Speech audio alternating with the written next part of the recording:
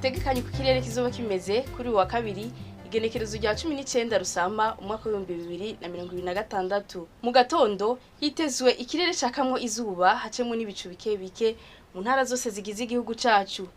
Azoba hakanye gusumba ahandi ni mu Kayanza mu ntara ya Butanyerera aho ibipimo by'ubushuhe bizoba biri kuri °C 13.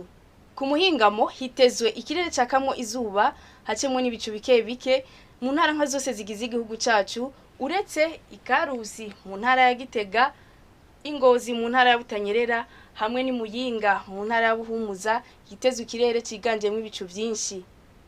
Azoranga ubushuhe gusumba ahandi ni mu Cibitoke mu ntara ya Bujumbura aho ibipimo by'ubushuhe bizoba biri kuri °C 32.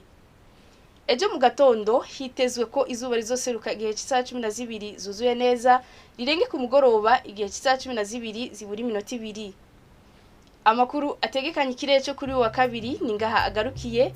Mwateguriwe n'ikigo Ijebu. Belize Ngendakumana nje nabashikirije, mwakoze kuyakurikira.